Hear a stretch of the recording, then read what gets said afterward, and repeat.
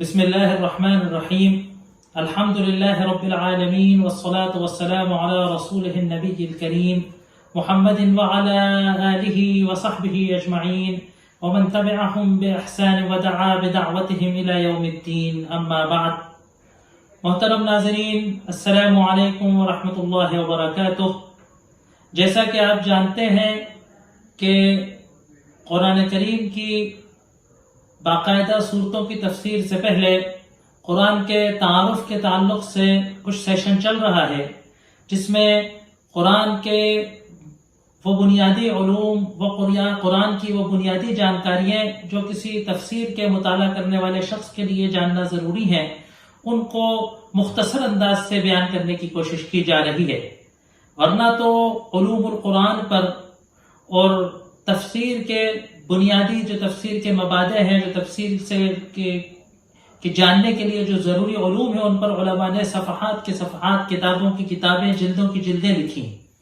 تو مختصر انداز سے قرآن کے معارف، قرآن کے بنیادی جو جانکاریاں ہیں وہ یہاں پیش کرنے کی کوشش کی جا رہی ہے۔ گزشتہ نشست میں قرآن کے اعجاز کے تعلق سے گفتگو ہوئی تھی کہ قرآن اللہ کا معجزانہ کلام ہے، یہ اللہ کے رسول صلی اللہ علیہ وسلم کا معجزہ ہے۔ رہتی دنیا تک، قیامت کے آنے تک آپ صلی اللہ علیہ وسلم کو یہ معجزہ دیا گیا ہے، اور دنیا میں جو آخری لوگ آئیں گے، آخری انسان جو دنیا میں آئے گا، اس کے لیے بھی ایمان کی دعوت اس کو پیش کی جائے گی، اور قرآن اس کے لیے بھی معجزے کا کام کرے گا۔ یقیناً قرآن کا حقیقی اعجاز اس کا عربیت ہے، اس کا عربی لفظ ہے، کہ جو عربی دانی ہے، جو عربی کے اصول ہیں، فصاحت و بلاغت کا جو معیار ہے، قرآن کے الفاظ اور لب لہجے کی جو خصوصیات ہیں، جو لسانی خصوصیات ہیں، لیٹرری جو خصوصیات ہیں، وہ قرآن کا حقیقی اعجاز ہے۔ دوسرے نمبر پر آتا ہے قرآن کا علمی اعجاز، کہ قرآن کے اندر جو کائناتی حقائق بیان کیے گئے ہیں، سائنس کے جو حقائق بیان کیے گئے ہیں، تاریخ سے متعلق جو گفتگو کی گئی ہے، اور آئندہ جو غیب پہ آنے والی باتیں کی گئی ہیں، تو جو سائنسی گفتگو کی گئی ہے وہ حقائق سائنس کے علوم کے ساتھ ساتھ، انسان کے ارتقاء و ترقی کے ساتھ ساتھ قرآن کا اعجاز آج اتنا کھل کر آیا ہے کہ شاید اس سے پہلے کبھی کسی زمانے میں قرآن کا اعجاز، علمی اعجاز قرآن کا اتنا کھل کے نہ آیا ہوگا جتنا آج فن و تحقیق کے سائنس کے دور میں قرآن کا اعجاز سامنے آیا ہے۔ بس منصف نگاہ کی ضرورت ہے، اور ایک ذی علم آدمی کے ذریعے، ایک ذی علم محقق اور اسکالر چاہیے جو اس کے اعجاز کو ثابت کر سکتا ہو۔ تیسری چیز جو ہے کہ اس کے اندر جو اخبار انبیاء ہے، جو قصص الانبیاء ہے، تو جو دیگر آسمانی کتابوں کے جو سچے فالوورز ہیں، جو آسمانی کتابوں کی تحریف کے علاوہ والی حقیقتیں جانتے ہیں، وہ اس کی حقانیت کا اعتراف کرتے ہیں۔ چنانچہ دور رسالت میں ایسے عیسائی اور ایسے یہودی موجود تھے کہ جن نے اس کی حقانیت کو قبول کیا، اس کی حقانیت کو مانا۔ میں نے آپ کے سامنے ایک پہلو رکھا تھا کہ اس کے اندر جو شریعت کا پہلو ہے،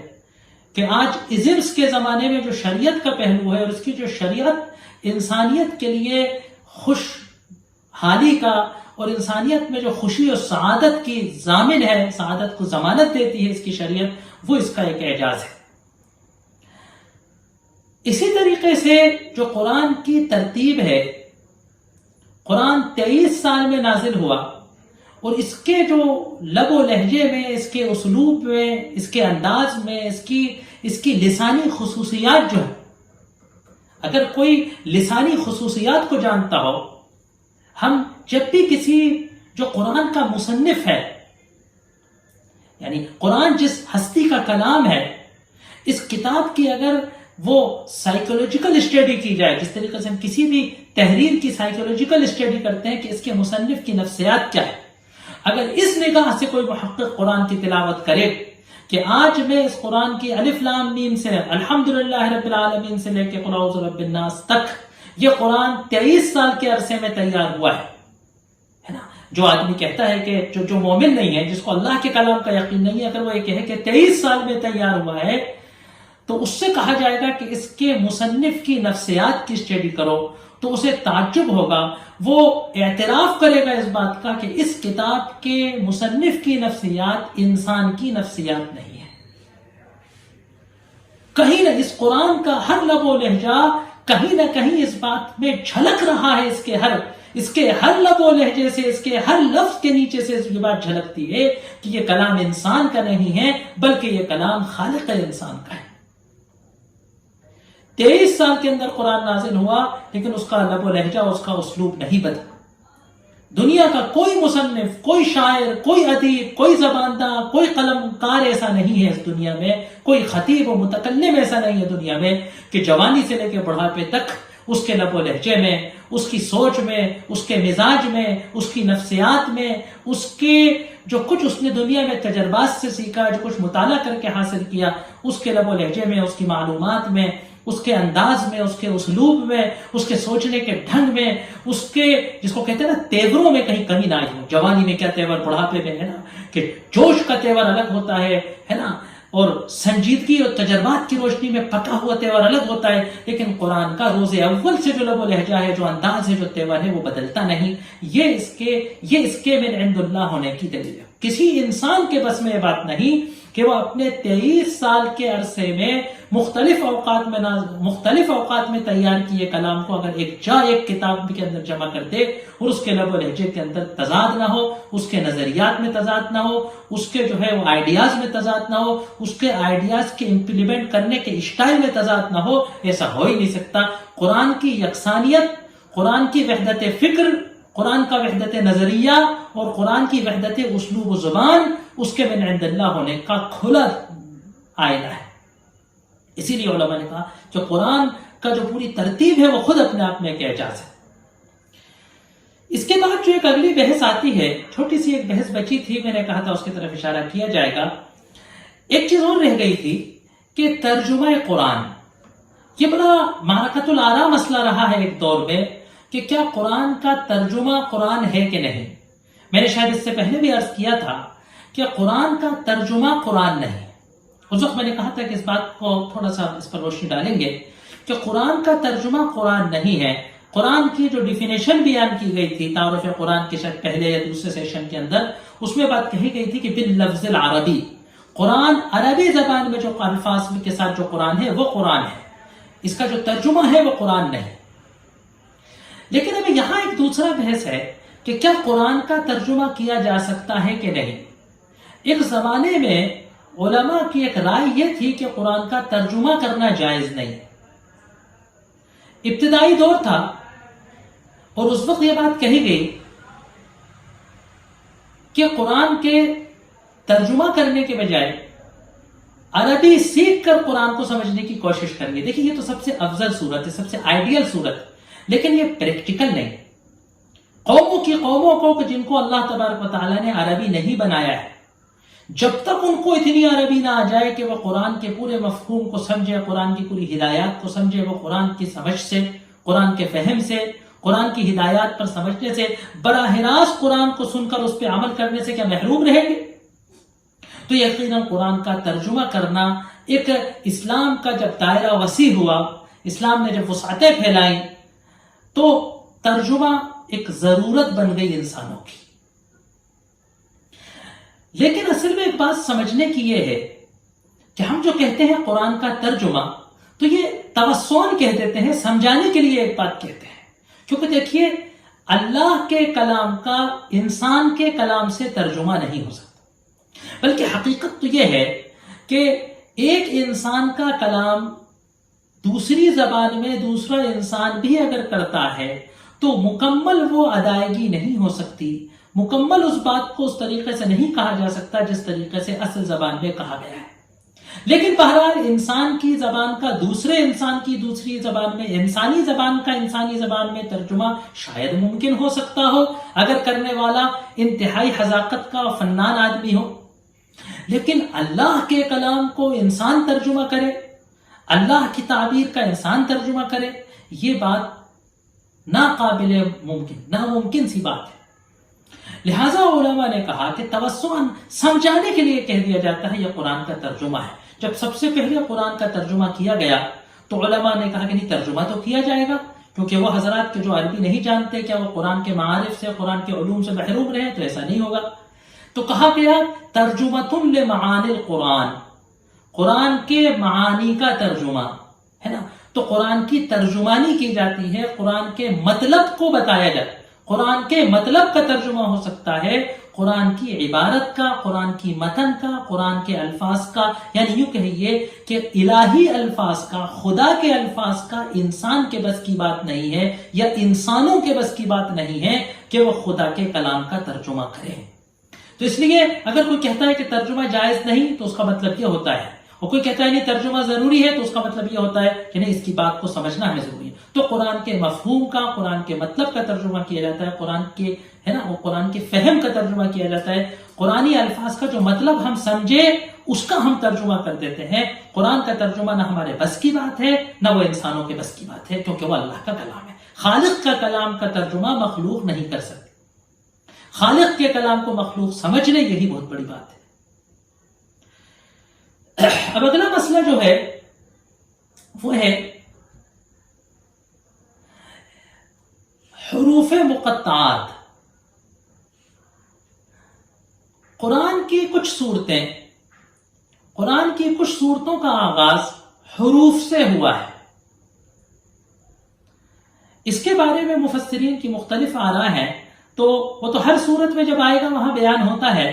لیکن اس کا قرآن کے اعجاز سے اور قرآن کی تفسیر سے خاص تعلق ہے، تو ابتدا میں پہلے اس بات کو بتانے کی ضرورت سمجھی جاتی ہے۔ حروف مقطعات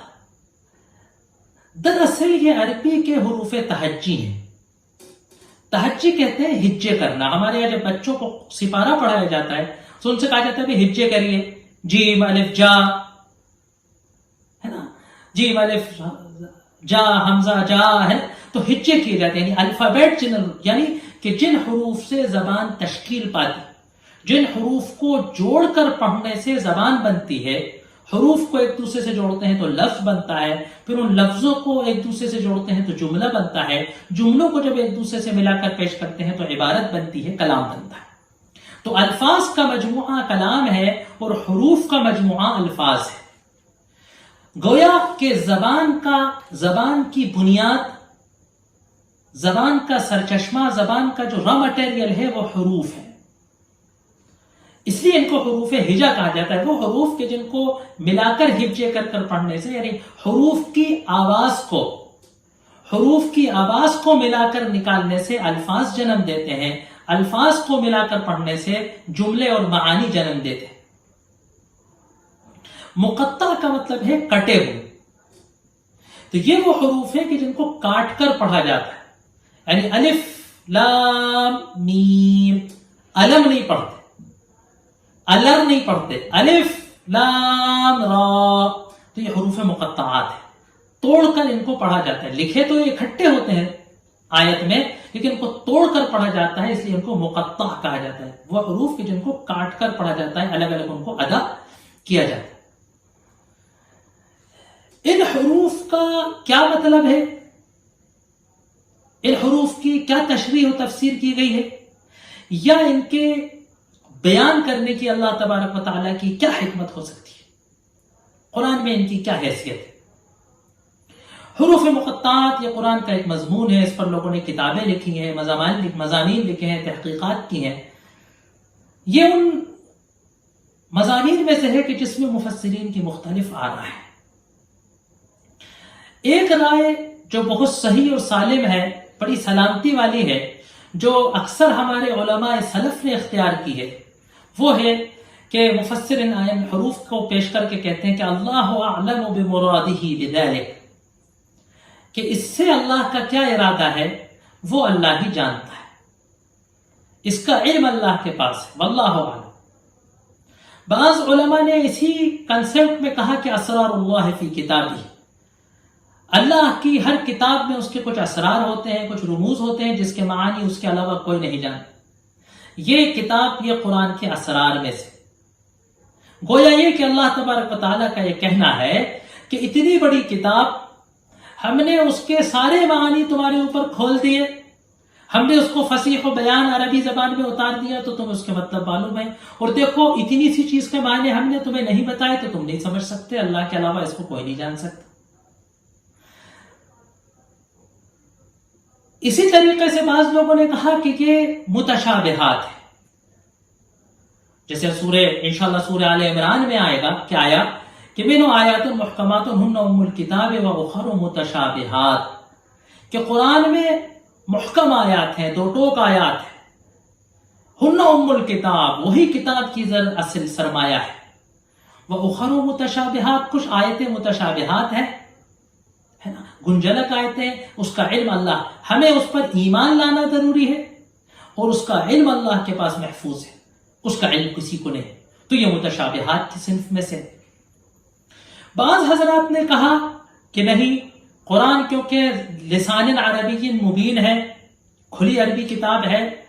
اور کہا کہ اس میں کوئی بھی غموض نہیں ہے، کوئی اس کے اندر جو ہے وہ راز نہیں ہے کہ تمہیں سمجھ نہ سکے، پھر اتنی صورتوں کے آغاز میں اللہ راز رکھ دے، متشابہ رکھ دے، تو یہ سمجھ نہیں آتا۔ ان نے اس کی تشریح کرنے کی کوشش کی، مختلف روایات، مختلف صحابہ و تابعین کے اقوال، مختلف مفسرین کے اقوال کو اس میں بیان کیا گیا ہے، لیکن یہ واضح ہے کہ دو ٹوک انداز سے ان حروف مقطعات کے بارے میں صحیح و صریح مستند روایات سے، دیکھیے روایتیں تو بہت ساری مل جاتی ہیں، لیکن میری بات پر غور کیے گا کہ صریح اور صحیح مستند روایات کے اندر وضاحت کے ساتھ سے ان حروف مقطعات کی باقاعدہ کوئی تشریح نہیں ملتی۔ اس کنسپٹ کے حضرات کے جن نے اس کی تشریح کرنے کی کوشش کی تو پھر انہیں بہت سارے اقوال آتے ہیں جن کو مفسرین نے اپنی بڑی بڑی کتابوں کے اندر، مراجع کے اندر ضبط تحریر کیا ہے، ریکارڈ کیا ہے نا، جن میں سے موٹے موٹے قول یہ ہیں کہ کسی نے کہا کہ یہ رموز ہیں، جیسے آج کل شارٹ کٹ ہوتے ہیں، ہے نا، کہ جیسے سب BSS کسی کا نام رکھ دیا، ہے نا، MP کسی صوبے کا نام رکھ دیا، تو اسی طریقے سے کہ الف لام میم، یہ وحی کے انداز کا، وحی جس طریقے سے آئی اس کا رمز سے، الف سے اللہ، ہے نا، لام سے جبریل، میم سے محمد، تو اسی طریقے سے ان میں مختلف حروف مقطعات کو ان صورتوں کے جو رموز ہے، جو صورتوں کے جو مضامین ہیں، کچھ حضرات نے کہا کہ یہ صورتوں کے مضامین کے کوڈ ہیں، کہ صورتوں کے اندر جو مضامین آئے ہیں اس کا ان پہ اشارہ ہے۔ کچھ حضرات نے کہا کہ یہ صورتوں کا نام ہے، سورہ الف لام میم، سورہ الف لام را، سورہ صاد۔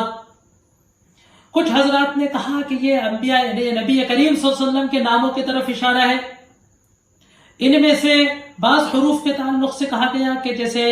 یاسین اور طٰہٰ کے تعلق سے کہا گیا ہے، کچھ روایات بھی اس کی طرف اشارہ کرتی ہیں کہ یہ اللہ کے رسول صلی اللہ علیہ وسلم کے ناموں میں شمار ہیں۔ لیکن آپ اگر ان اقوال کو پڑھیں گے اور ان اقوال کے دلائل اور اس کا ڈیبیٹ اور اس کے ڈسکس میں اگر جائیں گے تو آپ کو پتہ چلے گا کہ ان اقوال میں کوئی چیز دو ٹوک نہیں ہے، بس احتمالات ہیں، اندازے ہیں، سلف سے جو کچھ نقل ہے وہ مفسرین نے نقل کر دیا ہے۔ ہمیں نہ اس کے انکار کی کوئی خاص ضرورت ہے، نہ ہمیں اس پر اقرار کرنا کا کوئی لازم ہے کہ صاحب آپ کو فلاں قول پر ایمان لانا ہی ہے۔ یہ اللہ کا علم بڑا وسیع ہے، علماء نے بیان کر دیا ہے، مختلف اقوال ہے، ہر ایک کا ایک ذوق ہوتا ہے، ہر ایک کی، ہر عالم کی، ہر محقق کی ترجیح کرنے کا ایک خاص انداز اور اسٹائل ہوتا ہے، اس کے سامنے کچھ وجوہ ہوتی ہیں، کچھ ہر ایک کے کنسپٹ ہوتے ہیں، اپنے مختلف اقوال کو لوگ اختیار کرتے ہیں۔ لیکن اگر آپ اس پر غور کریں گے تو ایک بات سمجھ آئے گی کہ قریش کے لوگ اور دیگر عرب کے لوگ، کافر سردار جو قرآن کی مخالفت میں برسر کار تھے اور وہ قرآن کی مد و جزر کے ساتھ مخالفت کر رہے تھے، ان میں سے کسی نے بھی یہ نہیں کہا، کبھی یہ نہیں کہا کہ صاحب آپ اتنی فصیح و بلیغ زبان میں کلام پیش کرتے ہیں، لیکن آپ بیچ بیچ میں اس کلام میں کچھ ایسے الفاظ، کچھ ایسے حروف ادا کرتے ہیں جن کا کوئی مطلب نہیں ہمیں پتہ چلتا، تو ہم آپ کی بات کو کیسے مان لیں؟ کبھی تو آپ کہتے ہیں کہ لسان عربی مبین ہے، فصیح عربی زبان میں تم سے گفتگو کر رہا ہوں اور تم میری بات نہیں مانتے ہو، جبکہ آپ ہمیں تو کچھ رموزوں میں بات کرتے ہیں اور آپ پھر ہمیں نہ ماننے پر ملزم ٹھہراتے ہیں۔ یہ کسی عرب کافر نے، بڑے سے بڑے کافر نے، بڑے سے بڑے عنید نے، بڑے سے بڑے ہٹ دھرم نے کبھی قرآن کے ان حروف مقطعات کے آغاز صورتوں میں آنے پر اعتراض نہیں کیا، قرآن پر انگلی نہیں اٹھائی. اس بات کو اگر ہم مد نظر رکھیں تو ہمیں بات سمجھ آتی ہے کہ کہیں نہ کہیں یہ اس زمانے میں عربوں کے کلام میں مستعمل اسلوب اور انداز تھا، مروجہ تھا. عرب اس اسلوب کے عادی تھے کہ آغاز کلام میں سامعین کو اپنے طرف متوجہ کرنے کے لیے، سامعین کو اپنی بات کی طرف آمادہ کرنے کے لیے کہ وہ میری بات غور سے سنیں، خطیب اپنے آغاز کلام میں کچھ ایسے الفاظ نکالتا تھا کہ جس کا مطلب نہیں معلوم ہوتا تھا کہ سامع ایک دم سے یوں بھائی کیا کہہ رہا ہے، کیا الف لام میم کیا. تو اب جب وہ متوجہ ہوا تو اب آغاز کلام ہو رہا ہے. تو اس کی غفلت کا جو دور تھا کہ وہ نیچے منہ کر رہے، سن نہیں رہے، چھوڑو، تو کچھ ایسی اچنبے کی بات کرے. یہ عربوں کا اسلوب جو ہے مروجہ اسلوب تھا. ورنہ بڑے سے بڑے کافر جو تھے، مشرک جو تھے، قرآن کے منکر جو تھے، آپ کی دعوت کے جو مخالفین تھے، جو ایڑی چوٹی کا زور لگا رہے تھے، جو جان مال کی قربانیاں اس کی راہ میں دینے کو تیار تھے، مارنے اور مرنے کو تیار تھے، وہ اتنے مزے کا اعتراض کیوں چھوڑ رہے تھے؟ گویا کہ یہ ان کا مروج اسلوب تھا. یہ رائے اگر دیکھا جائے تو تقریباً ایسا لگتا ہے کہ سب سے جو ہے کہ سب سے راجح قسم کی جو رائے ہے وہ یہی سمجھ آتی کہ یہ عربوں کا ایک مروجہ اسلوب تھا، اسی لیے کسی نے اس پر کبھی انکار نہیں کیا. اس کے علاوہ اگر ہم اعجاز قرآن کی طرف آئیں اور قرآن کے اندر جو انوکھے خزانے ہیں، لطائف ہیں، اس کے طرف آئیں تو اس کے اندر بڑی انوکھی چیزیں ہیں. یہ حروف مقطعات 23 سال تک قرآن نازل ہوتا رہا، الٹپ نہیں آئے. اللہ تبارک و تعالیٰ کی طرف سے ان کے اندر بڑی ایک حکمت ہے. دیکھیے حروف مقطعات، یہ حروف سے قرآن کی 29 سورتوں کا آغاز ہوا ہے. قرآن کی 114 سورتوں میں سے 29 سورتوں کا آغاز ان حروف کے ذریعے ہوا ہے. دوسری چیز یہ کہ عربی کی جو تختی ہے الف بے تے سے کی، اس تختی میں سے 14 حروف کا اس میں استعمال کیا گیا ہے. 14 حروف کا استعمال کیا گیا ہے. اب اس میں دیکھیے تو ایک بڑا عجیب و غریب نقطہ پیش کیا ہے امام بیضاوی رحمت اللہ علیہ نے. کہا کہ دیکھیے عربی زبان میں محققین کا یہ خیال ہے، تھوڑا سا اختلاف ہے محققین میں کہ عربی کے جو الفابیٹ ہیں وہ کتنے ہیں. تو بعض محققین کا یہ کہنا ہے کہ 29 حروف ہیں عربی کے اندر، اور بعض محققین کا یہ کہنا ہے کہ 28 حروف ہیں عربی کے اندر. دراصل اختلاف الف پر ہے کہ الف اور حمزہ دو الگ حرف ہیں یا ایک ہی حرف. تو جو کہتے ہیں کہ حمزہ الگ حرف ہے اور الف الگ حرف ہے تو وہ عربی کے حروف 29 مانتے. کچھ کہتے ہیں کہ نہیں، یہ دونوں ایک ہی ہیں. اگر اس پر کوئی حرکت ہے تو وہ حمزہ ہے، اور اگر اس پر حرکت نہیں ہے، اس پر زبر زیر پیش نہیں ہے تو وہ الف ہے. الف کا اپنے آپ میں کوئی وجود نہیں. حمزہ اور الف ایک ہی چیز ہے. اگر اس میں حرکت ہے اور اس کی آواز نکل رہی ہے تو وہ حمزہ ہے، اور اگر اس کی آواز نہیں نکل رہی، خالی وہ ایک مد کی صورت میں ہے کہ دوسرے سے مل کر بس وہ آواز کو کھینچ رہا ہے خالی، تو وہ الف ہے، اس کا کوئی حیثیت نہیں. تو دیکھیے علامہ بیضاوی رحمت اللہ علیہ نے کہا کہ اللہ تبارک و تعالیٰ اس اختلاف کی طرف اشارہ کر رہے ہیں کہ 29 حروف ہیں جن کے آدھے 14.5 ہوتے ہیں، تو ادھر 14 لے، 14 کے دگنے 28. تو یعنی یہ قرآن کے حروف کی طرف اشارہ ہے کہ یہ 14 حروف اس 29 حروف میں سے منتخب کیے گئے. دوسری بات یہ کہ اگر آپ ایک اور چیز دیکھیں کہ قرآن کے حروف کچھ گروپ میں ہیں، یا تو قرآن کے حروف کیا ہیں کہ ایک شکل کے ہیں، نقطوں کی تبدیلی سے وہ بدلتا ہے. جیسے ایک نقطہ اگر نیچے ہے تو وہ بے ہے، ایک نقطہ اگر اوپر ہے تو وہ نون ہے، 2 نقطے اگر اوپر ہیں تو وہ تا ہے، 3 نقطے ہیں تو وہ سا ہے. دوسرا قرآن کا بیچ جیم سے شروع ہوتا ہے. کہ جس میں ایک حرف نقطے والا ہے، ایک حرف بغیر نقطے والا ہے، جیم نقطے والا، ہا بغیر نقطے والا ہے نا، دال نقطے والا، دال بغیر نقطے کا، دال نقطے کا، را بغیر نقطے کی، زا نقطے کی، سین نقطے کا، سین بغیر نقطے کا، شین نقطے کا. اسی طریقے سے آپ چلے جائیے، تا زا، عین غین فے قاف. ہر وہ حرف کے جس میں سے ایک نقطے والا ہے اور ایک بغیر نقطے والا،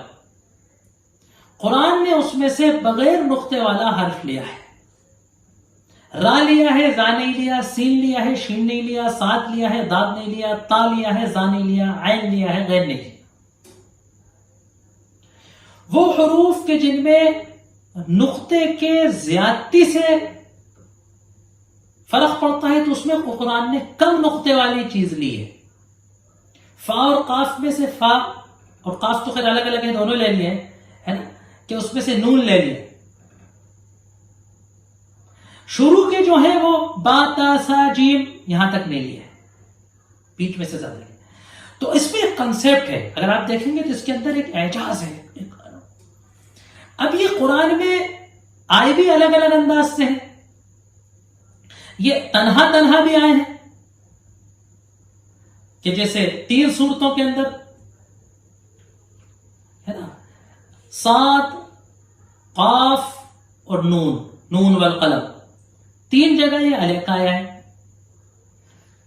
کئی صورتوں میں 10 صورتوں کے اندر یہ 2 حروف میں استعمال ہوئے. حامیم، 7 صورتیں حامیم سے شروع ہوئی ہیں، اور ایک صورت طٰہٰ اور ایک صورت یاسین اور ایک صورت تاسین.